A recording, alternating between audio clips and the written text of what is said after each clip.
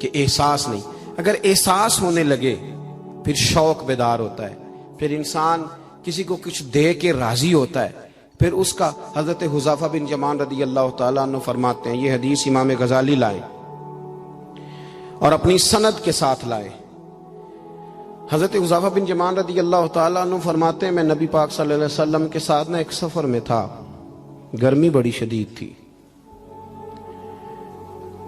ایک جگہ پہ باغ نظر آیا تو تھوڑا سا سستانے کے لیے سرکار اس باغ کو برکت دینے کے لیے تشریف فرما ہوئے تو سامنے کنواں بھی نظر آیا. تو تبا مبارک چاہی کہ غسل ہی نہ کر لیا جائے. کہتے ہیں حضور سید عالم علیہ السلام کنویں کے قریب چلے گئے غسل فرمانے کے لیے, تو کپڑوں سمیت سرکار غسل فرما رہے تھے. پھر بھی مجھے فرمایا کہ ذرا چادر تان کے نہیں کھڑے ہو جاتے. یہ نا زیادہ شرم والا ہوتا ہے کھلا لباس, اس میں زیادہ احساس ہوتا ہے. یہ گرمیاں آتی ہیں نا تو سمجھدار آدمی بھی خالی بنیان میں گھومنے لگتا ہے, سیاںا بندہ بھی اچھا نہیں لگتا, تہذیب کے مطابق نہیں. ہماری وزاداری جو ہوتی ہے وہ باہر نہیں, گھر کے اندر بھی ضروری ہوتی. بیٹیاں ہیں, بہنیں ہیں گھر کے اندر, بڑا اچھا رویہ انسان کا ہو تاکہ خوبصورتیاں اور خوشبوئیں بکھریں. کپڑوں سمیت غسل فرما رہے ہیں اور حضرت حذیفہ بن یمان کہتے ہیں میں چادر تان کے کھڑا ہو گیا. سرکار تھوڑے سے غسل کے بعد فرمانے لگے, حذیفہ گرمی بڑی تھی, نہانے میں بڑی لذت آ رہی ہے, تو میں تھوڑا اور نہ نہاؤں. تو میں نے کہا حضور میری تو نوکری قبول ہو رہی ہے, میرے لیے تو سعادتیں. کہتے ہیں سرکار نے تھوڑا غسل کیا, حضور بس کرنے لگے تو میں نے عرض کی, میں نے کہا یا رسول اللہ میری خواہش ہے کہ تھوڑا اور غسل فرمائیں. سرکار نے تھوڑا اور غسل کیا. میں نے کہا حضور اور کریں.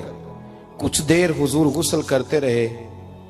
تکمیل غسل پر میں بڑا راضی تھا, کلیجہ بڑا ٹھنڈا تھا کہ آج میری خدمت قبول ہوئی, آج میرے حصے میں یہ سعادت آئی. کہتے ہیں جب میں فارغ ہوا نا تو حضور فرمانے لگے چل اب تو بھی غسل کر, تو بھی غسل کر اب. تو میں غسل کرنے لگا تو فرمایا ادھر دیکھنا میری طرف. یہ ہمارے ہاں نا کچھ لوگ بن کے بیٹھ گئے اور انہوں نے سمجھا کہ شاید چونکہ میں لیڈر ہوں, شاید میں سربراہ ہوں اور باقیوں پر لاگو ہے کہ میری گاڑی کے پیچھے دوڑے اور میرے نعرے لگائیں. دیکھو جب انسان انسانوں کے اندر احساس پیدا کرنے کی طرف دیکھے گا تو سب سے پہلے میرے محبوب کی زندگی سے درس حاصل کرے گا. سرور کائنات صلی اللہ علیہ وسلم نے کہا غسل کرو. کہتے میں غسل کرنے لگا تو محبوب فرمانے لگے چادر مجھے دو, میں تان کے کھڑا ہوتا ہوں. کہتے ہیں میرے تو پیروں تلے زمین نکل گئی. میں نے کہا یا رسول اللہ صلی اللہ علیہ وسلم مہربانی فرمائیں آپ یہ نہ کریں. تو حضور نے فرمایا تو نے کیا ہے نا تو میں کیوں نہ کروں. کہتے ہیں اب حضور نے حکم دیا تو میں نے چادر سرکار کو پیش کر دی. حضور تان کے کھڑے ہو گئے تو میں جلدی سے غسل کر کے فارغ ہو گیا. میں نے کہا حضور نہا لیا ہے. فرمایا حذیفہ مجھے گرمی لگ رہی تھی تو تمہیں بھی لگ رہی ہوگی نا, صحیح کر کے غسل کرو. کہتے ہیں میں غسل کر چکا, یارو ذرا اس کی لذت تو محسوس کر لو. کوئی حرج نہیں یار, اگر کوئی کام ہمیں کبھی اپنے ہاتھ سے کرنا پڑ جائے کوئی مسئلہ نہیں. اگر آسمانوں پہ چلو گے تو زمین والوں سے پیار نہیں بڑھے گا, اور اگر زمین والوں کے بیچ رہو گے پیار کرو گے تو محبتیں بڑھیں گی. حضرت حذیفہ بن یمان کہتے ہیں کہ میں پھر تھوڑی دیر غسل کے بعد عرض کی حضور کر لیا غسل. تو کہتے ہیں اور سرکار نے میری طرف غور سے دیکھ کر فرمایا حذیفہ دو حرفی بات ہے, جتنی دیر میں نے غسل کیا تم بھی اتنی دیر ہی کرو گے, اور کرو گے تو بات ختم ہوگی ورنہ یہ بات ختم نہیں ہوگی. حضرت حذیفہ بن یمان فرماتے ہیں میں نہا بھی رہا تھا اور مدینے والے رسول پہ درود و سلام بھی پیش کر رہا تھا. دیکھو اگر یہ شدت آئے نا, دیکھیں میں اکثر دوستوں سے کہا کرتا ہوں کہ میرے جیسے آدمی کو نا بن جاتی ہے عادت سٹیج پہ بیٹھنے کی. آپ یقین کریں بن گئی ہے, مثال نہیں دے رہا, صحیح کہہ رہا ہوں. اب کئی دفعہ ایسے ہوتا ہے کہ بہت ساری محافل میں نا چاہیے نا بندہ پیچھے بیٹھ جائے, لیکن وہ ایسی جو نجی جو اساتذہ کی ہیں, جو بزرگوں کی ہیں, جن میں بڑے بیٹھے, ان میں بھی کئی دفعہ شک ہونے لگتا ہے کہ آگے ہی جانا ہے, حالانکہ نہیں جانا. اور کئی ایسے چودھری صاحب, پیر صاحب, صوفی صاحب ہوتے ہیں جو گردن اٹھا اٹھا کے نقیب محفل کو دکھاتے ہیں کہ میں آ گیا ہوں, کر لے اعلان کسی طریقے سے. پھر آپ تنگ ہوتے ہیں. پھر دیکھیں نا اس محفل کا بھلا مہمان خصوصی میں تو نہیں, اس میں محفل کے تو مہمان خصوصی وہ ہیں جنہوں نے یہاں جھاڑو دیا ہے, جنہوں نے لوگوں کو دعوت دی ہے, اور جو بیٹھ کے دائیں بائیں دیکھ کے بڑے راضی ہو رہے ہیں دل ہی دل میں کہ دیکھا ہماری محفل کتنی کامیاب ہوئی. ذوق پیدا ہو رہا ہے, شوق پیدا ہو رہا ہے. ہم اگر احساس کرنے لگیں, تھوڑا سا بیچ رہنے لگیں لوگوں کے, حسن پیدا ہوگا, پیار بڑھے گا, بھائی کے ساتھ رشتہ مضبوط ہوگا, دوستوں کے ساتھ تعلق مضبوط ہوگا. یہ جو ملازم چھوڑ کے چلا جاتا ہے نا, اس کو 5,000 زیادہ ملتا تو نکل جاتا ہے, اس کی وجہ یہ تھی کہ آپ کا اس کے ساتھ رشتہ مضبوط نہیں تھا. اگر تعلق مضبوط ہو جائے, مولا علی شیر خدا, مولا کائنات حضرت مولا علی شیر خدا کرم اللہ تعالی وجہ الکریم کا خادم کہتا ہے, مجھے ایک دن فرمانے لگے, یعنی خادم کو, غلام کو فرمانے لگے, یار کپڑے تیرے بھی پرانے ہو گئے ہیں تو میرے بھی ہو گئے, چل خریداری کرنے نہ چلیں. کہتے مجھے لے گئے بازار اور 2 جوڑے حضرت علی نے خریدے, ایک خاصا مہنگا تھا, ایک سستا تھا. میں سمجھ گیا کہ مہنگا آقا کا ہے اور سستا غلام کا ہے. کہتے ہیں وہ تھیلے میں ڈالے, اٹھانے میں نے تھے, میں نے وہ اٹھائے اور میں چلنے لگا. کہتے ہیں جب وہ چوک آیا نا جہاں سے مولا کائنات شیر خدا کرم اللہ تعالی وجہ الکریم نے اپنے حجرہ نور میں جانا تھا اور میں نے اپنے گھر میں جانا تھا, تو حضرت مولا علی شیر خدا فرمانے لگے, لا بھی بیٹا میرے والا سوٹ مجھے دے دے. تو بالکل طے شدہ بات تھی. میں نے وہ مہنگا جوڑا نکالا اور حضرت علی کی طرف بڑھایا, تو حضرت علی فرمانے لگے, یہ تو نہیں میرا تو وہ دوسرا ہے. تو وہ شخص کہتا ہے میں نے ایک فلسفہ بیان کیا, میں نے ایک علت بیان کی, ایک لاجک بیان کی. میں نے کہا حضور یہ آپ رکھیں اور یہ جو سستا ہے یہ میں رکھتا ہوں. فرمایا وجہ؟ کہنے لگا حضور وجہ بڑی سادی سی ہے, ایک پورا فلسفہ اس کے پیچھے, اور فلسفہ یہ ہے کہ آپ آقا ہیں اور میں غلام ہوں, تو آقا مہنگا پہنے اور غلام سستا پہنے. تو حضرت علی وہ والے عالم ہیں جن کو علم بھی مدینے والے رسول نے عطا فرمایا ہے.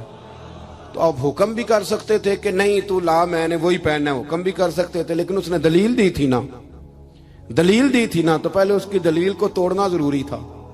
حضرت علی کہنے لگے فلسفہ ہی تو نے بیان کرنا ہے تو اپنے والا نہ کر, تو میرے والا کر. اس نے کہا حضور کیا مانا؟ آپ فرمانے لگے تو کہہ رہا ہے کہ مہنگا جوڑا میں پہنوں گا اور سستا جو ہے وہ تو پہنے گا. فرمانے لگے تو نے یہ دلیل بیان کی ہے کہ میں آقا ہوں تو غلام ہے, تو فرمایا تو میرے والی علت لینا. حضور وہ کیا؟ آپ فرمانے لگے تو پہن مہنگا اور میں پہنتا ہوں سستا, دلیل یہ ہے کہ تو جوان ہے اور میں بوڑھا ہوں, تو جوانوں کو پہننے چاہیے مہنگے کپڑے, بوڑھوں کا تو سستوں سے بھی گزارا ہو جاتا ہے. تو وہ خادم کہتا ہے میں لاجواب ہو گیا, اور پھر وہ قیمتی جوڑا مجھے دے گئے اور سستا جوڑا وہ لے گئے. کہتے ہیں شیر خدا تو چلے گئے, لیکن ساری زندگی میں سوچتا رہا کہ کائنات میں دوبارہ ایسے لوگ دنیا میں آئیں گے صحیح, یہ ملیں گے صحیح. احساس کی جب شدت ہوتی, اب یقین کریں اس ملک کے اندر 2 چیزیں اتنی شدت سے عام ہوئی ہیں, اتنی شدت سے, ایک پروٹوکول, ایک VIP کلچر. ان دونوں چیزوں نے بہت سارے لوگوں کو پیچھے کر دیا. اب تو بہت سارے غریب ایسے ہیں جو بیچارے قریب ہی نہیں آتے, وہ کہتے ہیں نہیں میرے والا کام ہی نہیں, وہ پیچھے, وہ شہرت سے بچنے والا پیچھے پیچھے رہتا ہے, اور میرا جی چاہتا ہے ساری غزلیں اس ظالم کے نام کریں. کچھ لوگ بیچارے بالکل پیچھے ہو گئے, مایوس ہو گئے. وہ کبھی حکومت بدلتی ہے تو ان سے کہا جائے نا حکومت بدل گئی ہے, تو وہ 2 حرفی بات کرتے ہیں, کہتے ہیں جو مرضی آ جائے, ہم نے تو محنت کر کے کھانا ہے, صبح کام پہ جائیں گے تو شام کو روٹی کھائیں گے. وہ بہت سارے نظام سے, لیکن نا یہ سیاسی تبصرے وہ بندہ کرتا ہے جو روٹی پیٹ بھر کے کھاتا ہے, اور جس بیچارے کو پتا ہے نا کہ جو گھی صبح لایا تھا وہ ختم ہو گیا ہے, اور صبح بچوں نے ناشتے کے لیے جب پراٹھے مانگنے ہیں تو گھی کوئی نہیں, تو وہ پھر سیاسی تبصرے نہیں کرتا, وہ تو تکلیف میں. اللہ کے محبوب صلی اللہ علیہ وسلم نے نا احساس کی دولت تقسیم کی تھی. مسند امام احمد بن حنبل میں حدیث ہے, حضرت بلال حبشی رضی اللہ تعالیٰ عنہ فرماتے ہیں میں نے عصر کی نماز کی اقامت پڑھ دی تھی, ایک بدو آیا, ایک یہودی کا غلام, کہنے لگا یا رسول اللہ صلی اللہ علیہ وسلم میں بڑی مشکل میں ہوں, اگر آپ میرے ساتھ چلیں, میرا چھوٹا سا کام کر دیں تو میری وہ مشکل آسان ہو جائے گی.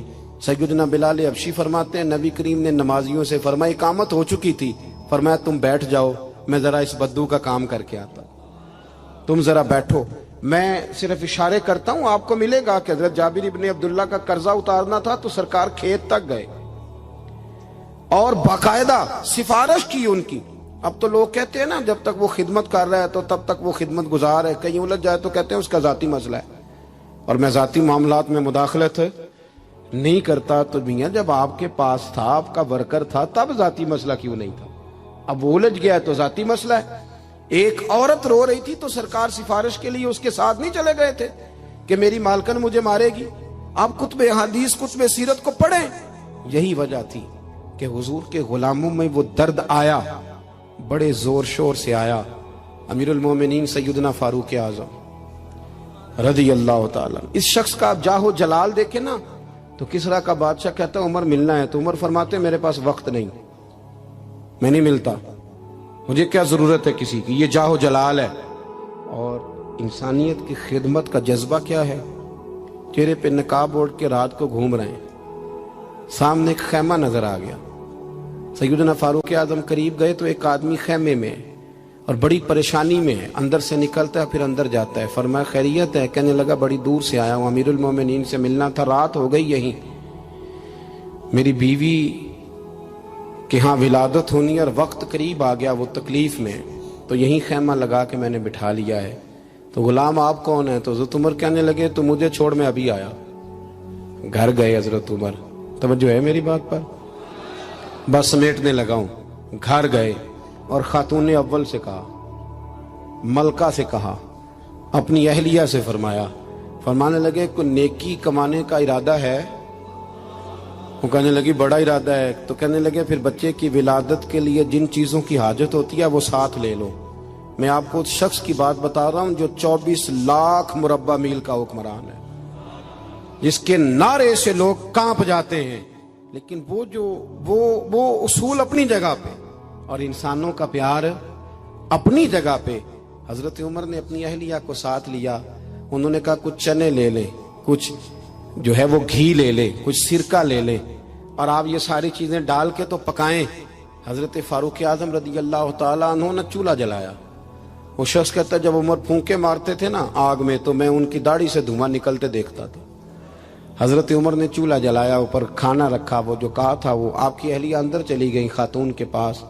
وہ شخص کہتا ہے میں نے 2-3 دفعہ حضرت عمر کو کام بتایا تو میں نے سمجھا کوئی غلام ہے، امیر المومنین نے ڈیوٹی لگائی ہے کہ رات کو مسافروں کا خیال رکھنا، تو میں انہیں کہتا غلام ادھر آ پانی لے کے آ، تو عمر دوڑے آتے، وہ ڈیوٹی کرتے رہے۔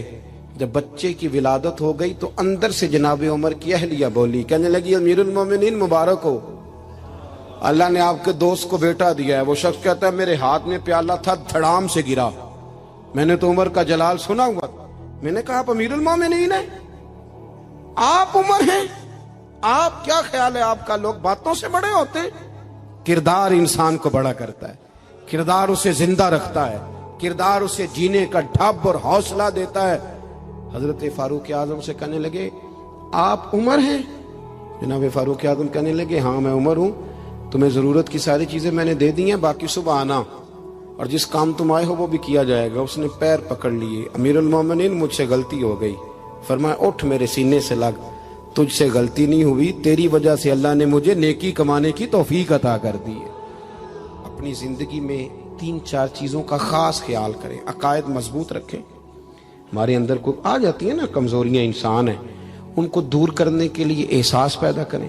تیسری بات یہ کہ ایک دوسرے کا، لیکن نا اگر میرا نالائق بچہ نہیں پڑھتا تو سارے پیسے اس پر خرچ کرنے کی کیا ضرورت ہے؟ میری بہن کا بچہ جو لائق ہے تو اس پر کیوں نہ پیسے خرچ کر دیے جائیں، ایک لائق آدمی تیار کر لیا جائے۔ احساس پیدا کریں گے، تھوڑا تھوڑا آگے بڑھیں گے تو آپ دیکھیں گے معاشرے کے اندر کس تیزی کے ساتھ لوگوں کے مسائل میں کمی آتی ہے اور خیر تقسیم ہوتی ہے۔ میں دعا کرتا ہوں جو میں نے کہا میرا مالک اسے قبول فرمائے۔ گفتگو کے دوران عمدن سہون جہاں بھول گئے اللہ ہم سے درگزر فرمائے۔ مسلسل سفر کرتے رہتے ہیں تو پھر یہ ہے کہ سفر ہی چلتا رہتا ہے۔ صبح 11 بجے کے نکلے ہوئے، اللہ تعالیٰ آپ کو جزائے خیر دے۔ جب آپ ملنے کے لیے آتے ہیں تو کئی دفعہ وہ اتنی شدت ہو جاتی ہے کہ بعض لوگوں کو تکلیف پہنچتی ہے۔ اسی پر انشاءاللہ اجازت لیں گے، اللہ نے موقع دیا، پھر ملاقات ہوگی۔ آخر دعوانا ان الحمدللہ رب العالمین۔ اللہم صلی علی سیدنا مولانا محمد معدن الجود والکرم وآلہ وبارک وسلم۔ ربنا آتنا فی الدنیا حسنۃ وفی الآخرۃ حسنۃ وقنا عذاب النار۔ مالک جن دوستوں نے اتنا خوبصورت اہتمام کیا ان کی کوشش کو قبول فرما، ہم جتنے یہاں حاضر ہوئے ہیں ہماری حاضری کو مستجاب فرما۔ اے مالک کریم امت مسلمہ کے حق میں رحمت والے فیصلے فرما۔ اللہ برما کے مجبوروں کی مدد فرما، کشمیر اور فلسطین کے مظلوموں کی مدد فرما۔ مالک کریم پاکستان کو نظام مصطفیٰ صلی اللہ علیہ وسلم کا بنا۔ اے اللہ ہمارے گناہوں کو معاف فرما، ہماری غلطیوں سے درگزر فرما، علم نافع عمل صالح کی توفیق عطا فرما، مسجد کا پیار عطا فرما، قرآن پاک سے محبت عطا فرما، دروازہ رسول صلی اللہ علیہ وسلم کی سچی گدائی اور غلامی نصیب فرما۔ مالک ہمارے بیماروں کو شفا دے دے، مقروضوں کو بارے قرض سے رہائی عطا فرما دے، جو تنگ دست ہیں انہیں وسعت رزق دے دے، بے اولادوں کو اولاد صالح عطا فرما۔ مالک کریم جو لوگ دنیا سے چلے گئے ان کی کامل مغفرت فرما، ہم جو موجود ہیں ہمیں توبہ کی توفیق عطا فرما، ہم سب کا خاتمہ بالخیر بالایمان فرما۔ اللہم انا نسألک العفو والعافیۃ فی الدین والدنیا والآخرہ، رب اغفر وارحم وانت خیر الراحمین، وصلی اللہ تعالی علی حبیبہ سیدنا و مولانا محمد۔ آج اس محفل کی آڈیو ریکارڈنگ کے لیے قادری ساؤنڈ